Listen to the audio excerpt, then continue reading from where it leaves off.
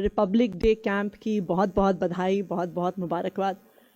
और अपनी बात शुरू करने से पहले मैं ये ज़रूर कहूँगी कि आज जो एनसीसी कैडेट्स का चाहे कल्चरल परफॉर्मेंस हो, चाहे उनका बैंड का परफॉर्मेंस हो, चाहे उनका मार्च पास्ट हो, मुझे इन सारे यंग कैडेट्स को देख के आज ना सिर्फ गर्व है पर मैं आप सबसे बहुत इंस्पायर्ड हूँ। So a big round of applause for all these young cadets. एक संविधान जिसने कहा कि हर इंसान बराबर है। मैं सोचती हूँ कि आज की जो यूथ है, 15 साल के, 16 साल के, 17 साल के, 18 साल के, कई बार मुझे ऐसे लगता है कि रिपब्लिक डे का मतलब क्या है? Why is the Republic Day so important? मुझे लगता है ये समझने के लिए हमें 50 साल, 55 साल, 70, 75, 100 साल पहले भारत की आज़ादी की लड़ाई को याद करना होगा।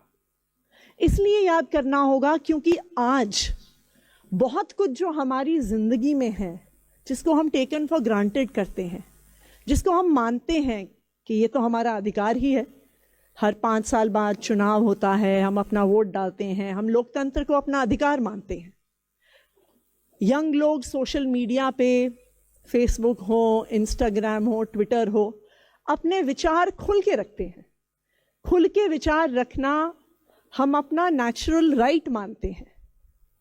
लेकिन भारत को आज़ादी मिलने से पहले ये सारे अधिकार देश के लोगों के पास नहीं थे। और ये जो अधिकार जिनके साथ आज हम जी रहे हैं, ये लाखों लोगों ने बहुत कुर्बानियां करके हमें ये अधिकार दिलवाए हैं। 26 जनवरी 1950 को हमारे देश को एक संविधान मिला। एक संविधान जिसने कहा कि हर इंसान बराबर है। मैं सोचती हूं कि शायद जब भारत का संविधान बना, भारत ने लोकतांत्रिक अधिकार जब देश के हर व्यक्ति को दिए, शायद दुनिया में बहुत सारे और भारत से डेवलप्ड देश थे जहां पे हर व्यक्ति के पास बराबर के अधिकार नहीं थे।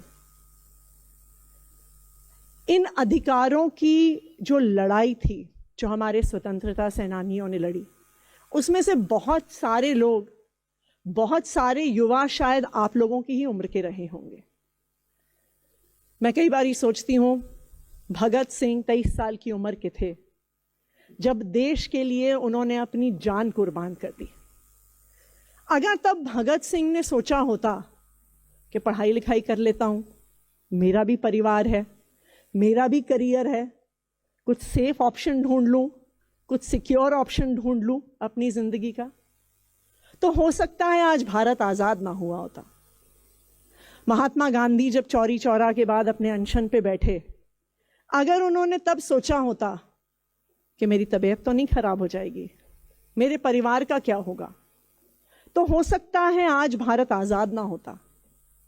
अगर लाला लाजपत राय ने साइमन कमीशन के खिलाफ अपनी आवाज़ उठाने से पहले सोचा होता कि शायद लाइफ में कोई बेहतर ऑप्शन है मेरे पास, तो आज भारत आज़ाद ना होता। महात्मा गांधी, भगत सिंह, लाला लाजपत राय, चंद्रशेखर आज़ाद, ये तो वो नाम हैं जो हम सब जानते हैं। लेकिन इन नामों के पीछे हजारों लाखों ऐसे युवा थे, महिलाएं थीं, बुजुर्ग थे, जो अपने घरों से बाहर निकले सिर्फ एक मकसद के लिए कि हमें अपने देश को आज़ादी दिलानी है, कि हमारे देश के हर बच्चे के पास, हर युवा के पास अपनी आवाज़ रखने का, अपनी बात रखने का मौका होना चाहिए। उन्होंने कुर्बानी दी इसलिए कि हमारे देश के हर इंसान को लोकतांत्रिक अधिकार होने चाहिए, बराबरी के अधिकार होने चाहिए। उन्होंने सपना देखा भारत के लिए। आज 2025 में 50 साल हो जाएंगे भारत को अपना संविधान मिले। लेकिन मुझे ये लगता है कि इन 75 सालों के बाद भी संविधान के सपने को, आज़ादी के सपने को पूरा करने के लिए हमें कुछ और दूरी जाना ज़रूरी है। 1947 से लेकर आज तक भारत बहुत आगे बढ़ा है, लेकिन अभी भी हमारे आज़ादी के कुछ जो हमारे स्वतंत्रता सेनानियों के सपने थे, हमारे संविधान लिखने वालों के जो सपने थे, शायद आज के भारत को अगर वो देखें तो उनको लगेगा कि अभी भारत को कुछ दूर जाना ज़रूरी है।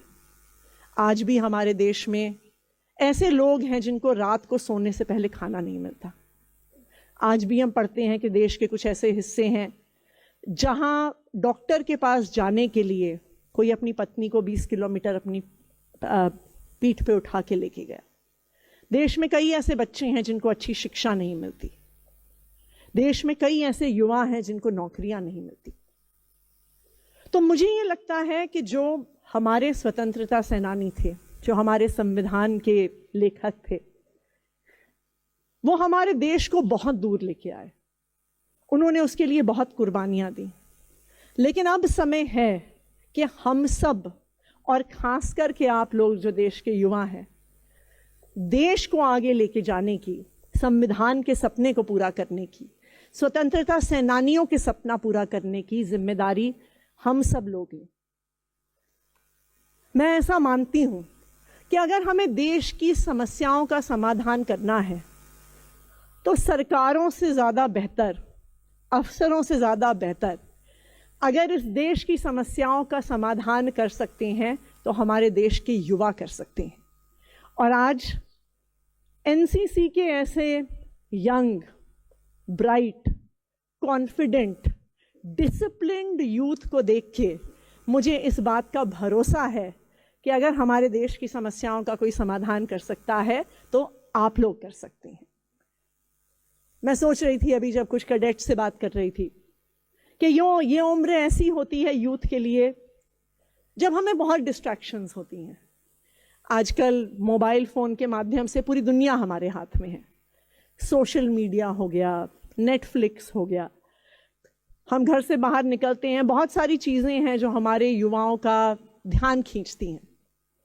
लेकिन ये प्रेरणादायक है, ये इंस्पायरिंग है कि इतने ठंड के मौसम में, और मैं ये कुछ कैडेट से पूछ भी रही थी कि हो सकता है कि उनके भाई बहन, हो सकता है उनके दोस्त अपने घरों में, अपने राज्यों में शायद रज़ाई के अंदर घुस के अपने फ़ोन पे नेटफ्लिक्स देख रहे हों, लेकिन हमारे ये यंग कैडेट्स अपने कॉन्फिडेंस, अपने डिसिप्लिन और अपने हार्ड वर्क के साथ आज इस रिपब्लिक डे कैंप में पार्टिसिपेट कर रहे हैं।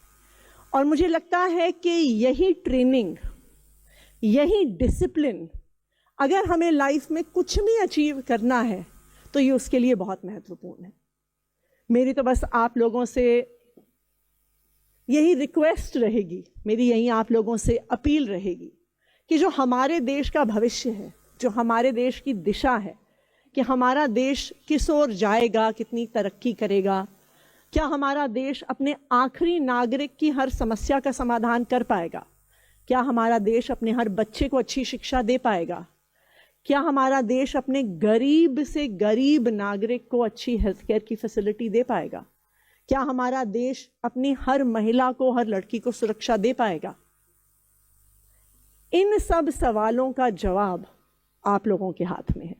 और मैं ये उम्मीद करती हूँ और मुझे ये भरोसा भी है कि जो एनसीसी से आप लोग डिसिप्लिन, जो आप एनसीसी से एक देश प्रेम की भावना, समाज को सर्व करने की जो भावना आप लेके जा रहे हैं, मुझे इस बात का भरोसा है कि आप लोगों के हाथों में हमारे देश का भविष्य सुरक्षित है। और अगर आप जैसे यूथ इतनी मेहनत से, इतनी डिसिप्लिन से आगे बढ़ेंगे तो हमारे देश को दुनिया में नंबर 1 होने से कोई नहीं रोक सकता। एक बारी फिर एनसीसी के सभी कैडेट्स को, सभी ऑफिसर्स को इस रिपब्लिक डे कैंप के अवसर पर बहुत बहुत बधाई, बहुत बहुत मुबारकबाद, and all the best to all the cadets. Thank you.